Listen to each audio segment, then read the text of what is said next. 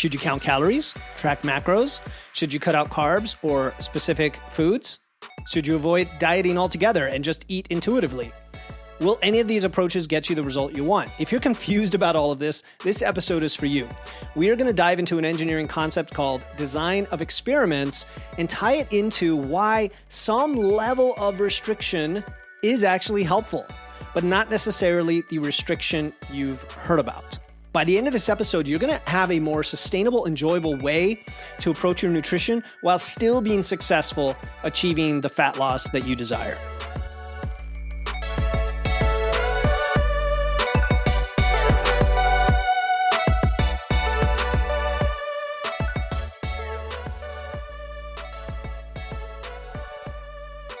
Welcome to Wits and Weights, the podcast that blends evidence and engineering to help you build smart, efficient systems to achieve your dream physique.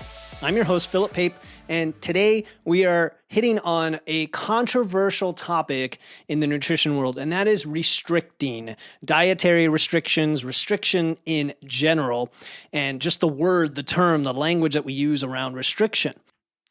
Now, we are not talking about eliminating entire food groups or macros like carbs, or following any sort of extreme diet whatsoever. Instead, we are going to use an engineering concept called design of experiments to show why some level of restriction is actually beneficial, but not what you think, and then how to implement it in a way that's sustainable and enjoyable. So that you can hold two concepts in your head at the same time and realize that there is a way that these all work together. And before we get into it, if you've been enjoying the show, if you're a longtime listener, or maybe you've just checked out a few episodes and you want more content on what we talk about here, building muscle, losing fat, hit the follow button so that people can find the show and you don't miss an episode. And then if you're willing to take an extra small step with your time and find value in the episodes, take a moment to leave a 5-star rating or review in your podcast platform of choice, ideally the platform you're using right now to listen to this show. All right, let's get into this concept because there is an elephant in the room in the nutrition world with the word restriction. It's gotten a bad rap, right? We've heard all the influencers, all the coaches, myself included, have said, you don't need restriction, or you can get your goals without dieting, without restriction. And you hear people say that, like, you don't need to diet. And sometimes it's taken to the level of, not only do you not need to diet, you don't need to track anything, just eat intuitively with your hunger signals. And while every one of these approaches, there's a rationale behind it. There's a little bit of truth to whatever they're saying. It often then leads to a rigid approach that is overly restrictive in the way that prevents you from getting results. Does that make sense? Like you're restricting the wrong things. Let's just start with that premise. And then on the flip side, you have approaches that tell you, cut out entire food groups, follow rigid meal plans. We're talking about traditional diets like keto and the like, carnivore, what have you. And that doesn't seem to be working well either for people because they might, quote unquote, lose a lot of weight and then they binge it right back. They gain it right back. You hear the very rare story of, oh, my friend's been on keto for 4 years and loves it. Okay, great. 99% of people don't love cutting out a ton of possible foods from their diet. And so is there a middle ground, or is there even a different ground that is not even on that spectrum that we're going to talk about today? Yes. Okay. And I want to use something called design of experiments, DOE, from engineering. And this isn't a stretch at all. This is actually a really good approach to think about this. This is a method to plan, conduct, and analyze experiments. That's what it is. Plan, conduct, analyze experiments efficiently. We all know I love efficiency. And the goal is to understand the relationship between the factors that affect a process or a system and then the output of that process or system while working within the constraints that you have, all the real world constraints. And so I want to apply this to nutrition. Think of your body as the experiment, your nutrition, your diet as the inputs, right? The input factors, the inputs, and then your goals, your physique goals, body composition goals, whatever have you, as the output, right? Your body's the experiment, the food is the input, your goals are the output. So like in engineering, we have to work within certain constraints to get those results. And so when we look at design of experiments, there are 4 elements that we can use and apply them to nutrition. The first one is what I'll call controlled variables, right? In design of experiments, we select specific variables that we're going to change while we keep others constant. In nutrition, this means what can you change, right? What variables can you change? We can change calories. We can change our macros like protein, carbs, fats, right? And then we can see how they affect our results. So there's certain variables that we keep constant. There's certain variables that we change. So for example, in keto, you would keep something constant, and that is the level of carbs. You cut out all carbs, and that doesn't change. So that's an example. The second element is the constraints. So again, in engineering, we operate within limitations like time, resources, materials. In nutrition, our constraints might be our daily calorie budget, our macro targets, our food preferences, our lifestyle factors. Some of these might even be non-negotiables. Some of them are just upper or lower limits or ranges. Right? You can even hear some flexibility in here, even though they are constraints. The third element is optimization, because the goal of design of experiments is to identify the best combination of variables to achieve the results you want. Okay? This is where the magic's going to happen, everyone. Because in nutrition, this means finding the right balance of all the variables, whether it's macros, calories, food choices, that lead to our goals while still being enjoyable and sustainable. That for us is going to be my definition of optimal. Not that it's perfectly tuned to get you the result at all costs, but that it gets you the best result while being something you can live with and enjoy. And then the last element here is efficiency. All right. Design of experiments aims to gain the maximum output or information with the minimal experimentation or inputs, right? So get the most for what you put in. And in nutrition, this translates to making those little tweaks, those little strategic changes in our diet based on the data and the results, rather than thinking that an entire extreme approach or diet or rigid plan is going to solve it. And when it doesn't, you switch to an entire separate plan. That makes sense? So we're actually making these adjustments with all these variables along the way. Okay, so hopefully I haven't lost you just with that setup. Here's where the concept of reasonable restriction comes in. And I don't remember what podcast I had a guest on, and we were talking about restriction versus deprivation. And a light bulb went off for me when I realized, you know what? At some point, if you need to lose fat and go in a calorie deficit and release energy from your body, there is some level of quote unquote restriction, as in a constraint, as in a limit. It doesn't mean you have to restrict things that cause you to be miserable, however. Okay. So, just like how engineers, they set parameters for their experiment, we can do the same thing and figure out what it is that allows us to do this in a sustainable way. We can set some guidelines, not to deprive ourselves as a rule, like say carnivore, where you say just cut out all plant-based foods, and deprive yourself of and tell yourself no and abstain from them.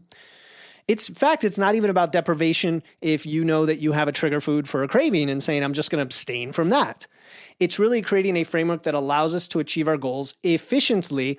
And my definition of an efficiently includes not having to psychologically beat your head against the wall and feel like you're constantly depriving yourself of the foods you love, for example. So what does reasonable restriction look like in practice? Okay, this is really cool here. The first one is about, we'll talk about calories. Let's really get nuts and bolts. Calories. We don't need to meticulously count calories. We don't need to weigh everything to the gram, but having a general target and awareness through some form of tracking, right? Kind of like having a budget for your finances, so you know how much you are spending. In this case, how much you are spending on, eating food calories, so that you can make informed decisions. Now, I do like logging my food. I do like using an app like McAfee to log food so that you can see in the ballpark of, a few hundred calories of what you're eating, but don't take it overboard to where you're obsessed about every little tenth of a gram. And you can do this with more generalities.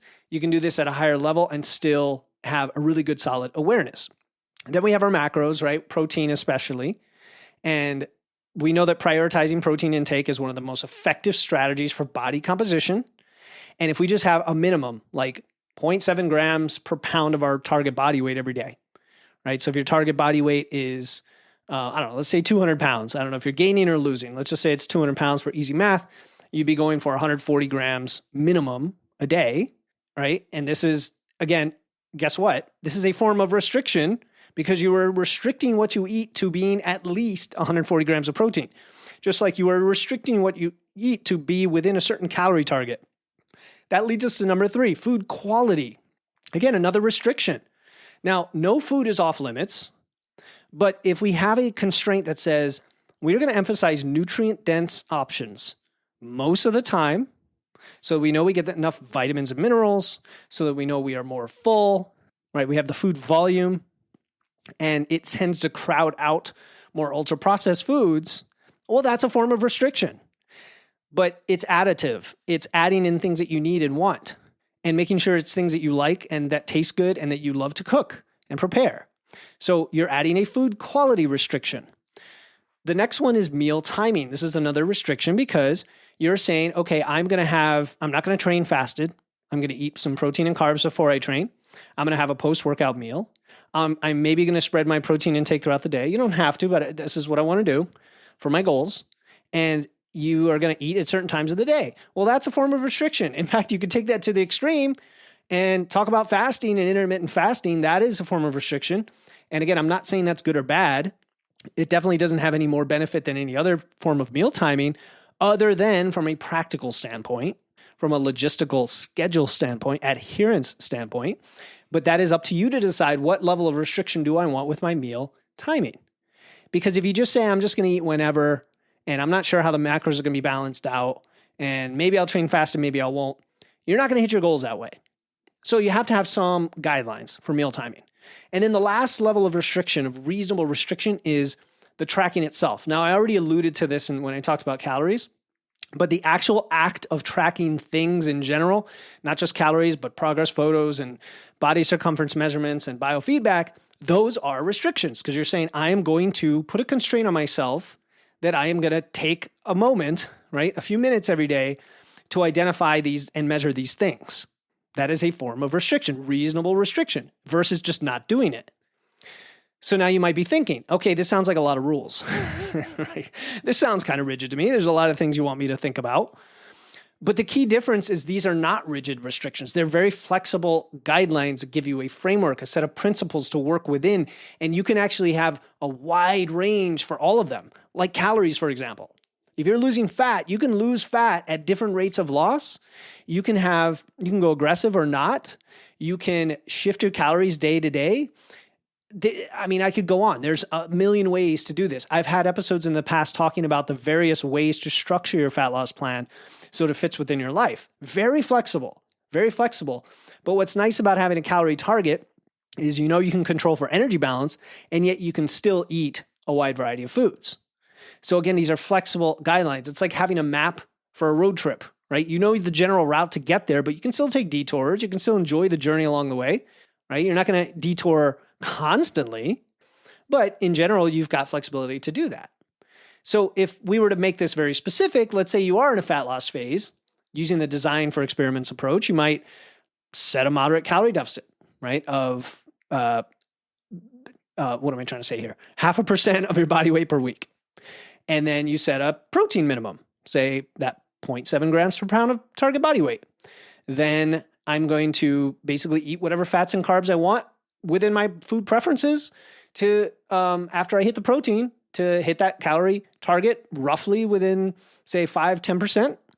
I'm going to track my food and wait for a while to see what's happening, and I'm going to evaluate the results and then make adjustments.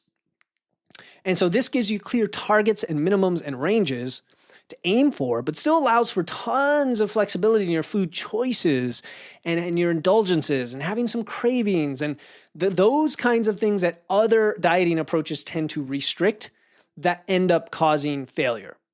So it is a far cry from the, eat whatever you want approach, but it's also a far cry from ultra-restrictive diets that eliminate entire food groups.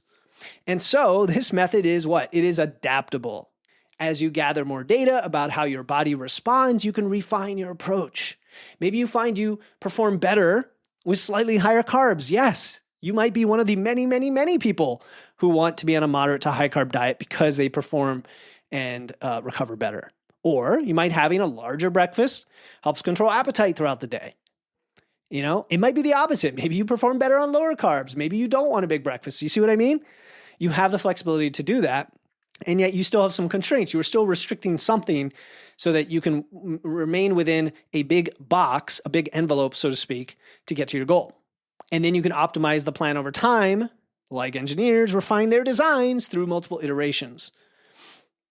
So the cool thing about this, the surprising perhaps thing about this is this approach of reasonable restriction actually gives you more freedom, not less. It gives you clear guidelines. And therefore, you eliminate the constant decision fatigue that comes with trying to be perfect all the time. You know your targets, which means you can plan for social events, for travel, the days when you want a slice of pizza or ice cream, which is my vice, or even, yes, alcohol. It's like having a budget for your finances, which lets you spend on the things you care about because you still know you're on track for retirement or your kids' education. And so instead of viewing restrictions just as a blanket negative, think about the helpful guideline version of restriction that we talked about today. And this can kind of change the game for you when it comes to nutrition and health. So I just want to recap. Number one, design of experiments is a framework to approach nutrition where you have reasonable restrictions that act as your constraints. They're your guidelines instead of rigid rules. This then allows for flexibility while still making progress toward your goals. And then you gather data and make informed adjustments along the way to optimize it. And so that makes it very individualized, very personalized. It's exactly what I do with clients and why it is not a one size fits all, why I'm not a macro coach, why I don't provide a template. You can't just download this nutrition plan and run it. It's not a meal plan. It's a very personalized, optimized, efficient way where you're like, oh, this is way easier than I even thought it would be. I'm eating the food I love. I'm not very hungry most of the time. And I can train effectively and just feel great. Feel and look my best. All right. So again, if you got any value from today and you haven't already, take a moment to leave me a 5-star rating in the app that you're using right now. And then if you're feeling generous, in fact, this is coming out around my birthday in October. So a birthday gift to me would be a review. That would be the best gift you can give me is giving me a review for my podcast. It would be incredible. It just takes a few seconds, but makes a huge difference in helping people discover the show. And it also gives me some feedback on what resonated with you. Your support, you just listening to the show right now, really means the world to me, and it supports me so I can bring you the evidence-based and, like today's episode, the engineering-inspired advice that I love making for you and I hope you enjoy receiving. So if you found value in any of our episodes, including this one, head over to the rating section, leave that 5-star rating, and if you're generous, a review, and I will be eternally grateful. It'll help us reach more people with our message. Until next time, keep using your weights, lifting those weights, and remember, a little restriction in your diet isn't deprivation, it's smart engineering. I'll talk to you next time here on the Wits and Weights podcast.